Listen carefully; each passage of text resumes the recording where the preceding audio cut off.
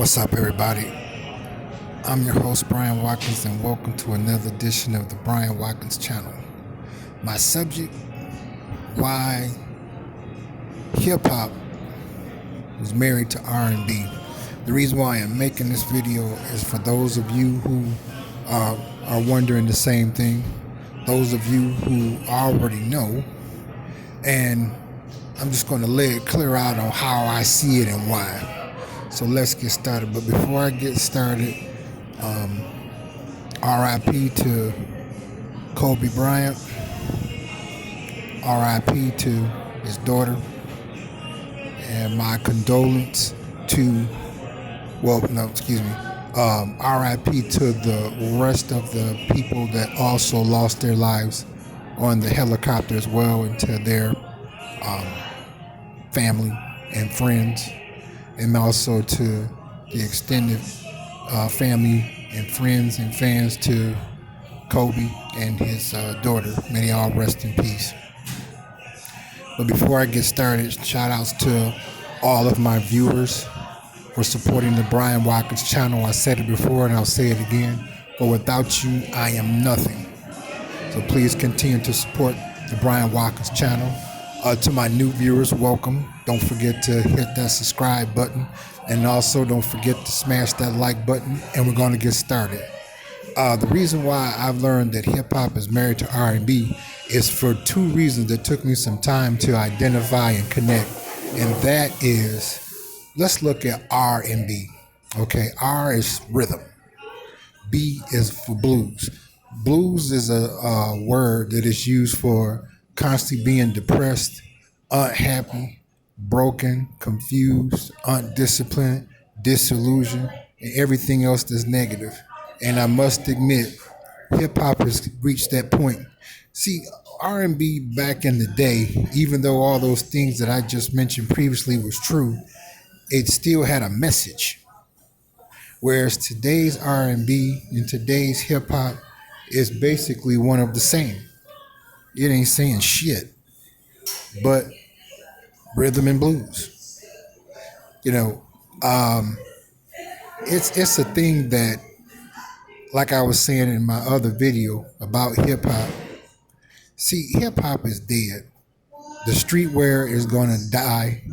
I would say that only reason why streetwear has not died a complete death is only because of the gym shoes.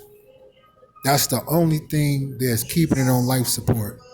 But as far as hip hop attire, a t-shirt, a baseball cap,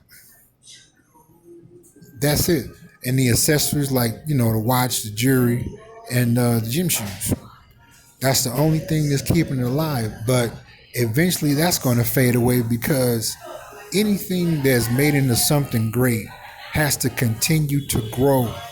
It's like what President Trump said before he became president in the book he wrote called Why We Want You to Be Rich. He said it's 5 things you have to have in order to become rich. Now, I believe most of my viewers that listens to my channel have these 5 things, which is leverage, control, creativity, expandability, and predictability. Now, the leverage of hip hop in the beginning was they didn't have any money. Their parents had an excellent record collection of R&B music. Most of them either had one turntable, and then it turned into 2 turntables when Grandmaster Flash got a hold of it. But they were able to take great music and take creativity of words and put it in the form which is called rapping. That was the leverage. Okay, control. Control came about when corporations came to artists, whether they were rappers, breakdancers, DJs, or all of the above. These particular people that possessed this unique discovered talent was able to control a great deal of their art. So you have leverage, control, creativity. Hip hop came from New York, period. East Coast rappers specialize in writing very well, like KRS-One and many other ones from the East Coast that He said, "Don't call me an MC, call me a poet or musician." So they handled that very well. Leverage, control, creativity, and then we have expandability. Expandability, I'm going to say, is when Run DMC came out with My Adidas, and they expanded by getting the Shoewear Corporation, due to high record sales, to offer them their own gym shoe line. Okay, so we have leverage, control, creativity, expandability, and predictability. Now, this is where the predictability comes in at. Every corporation must have leverage, control, creativity, expandability, and predictability. And hip hop's predictability is that hip hop is dead. Hip hop cannot grow because you have Pookie and Ray Ray. Okay. See, Lil Wayne, he gives off the so-called stereotype of Pookie and Ray Ray, but he's actually a brilliant person. He's an excellent businessman. He understands that he's a brand. So he knows how to take his leverage, control, creativity, expandability, and predictability and turn it into something great because he's already a household name. But the average person that is a great lover of hip hop, they usually don't care to know how to do it. The know how is present, but they don't care to do it. So what you have is a Scarface from the group Ghetto Boys. He came out with an album called "The Last of a Dying Breed," and that's what hip hop is today. It's dead. So for it to be married to R&B, rhythm and blues, rhythm is a great thing. Blues is not a great thing when it's not going to ever be solved and eradicated and replaced with the opposite of the meaning of that vocabulary word. And that's the same with hip hop. Hip hop is dead.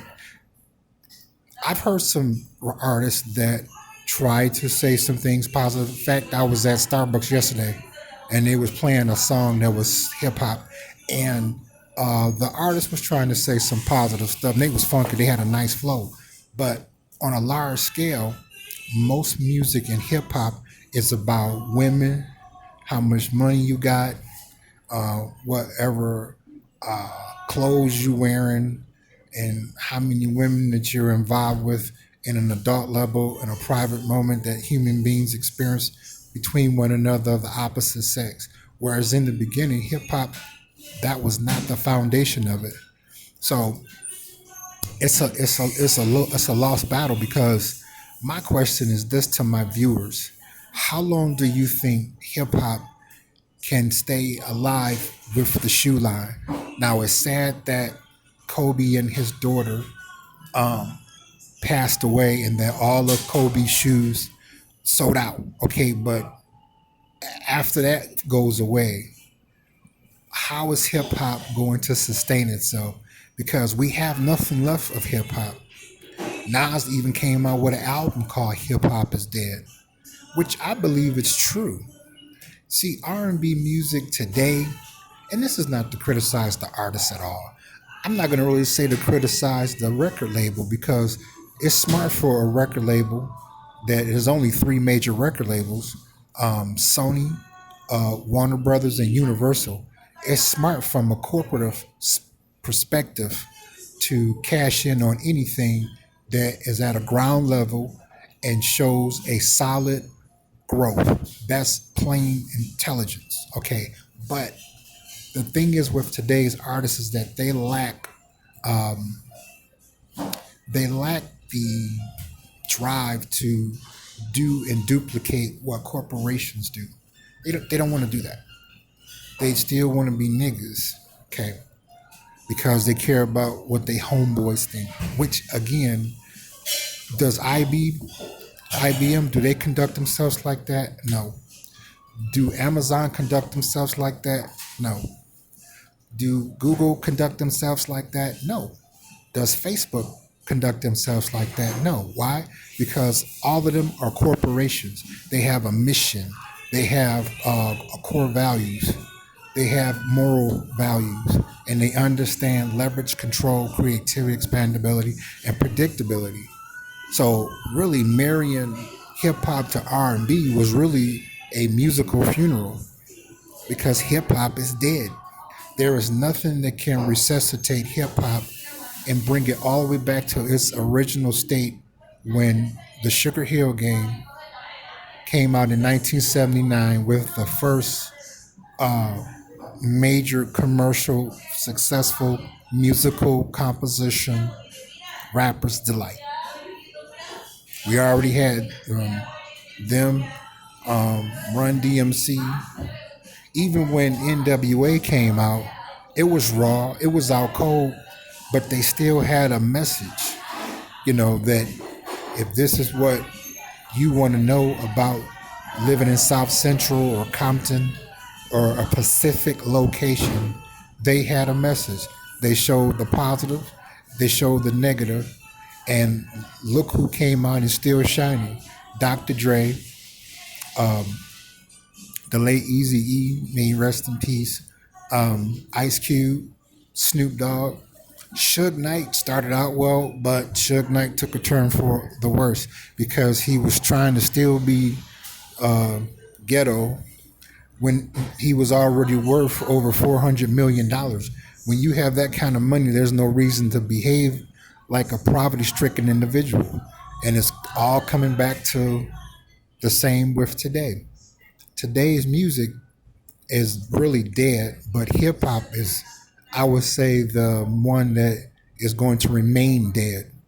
Like country music can never die because country music, they have a story that's real. You want to say that, sir?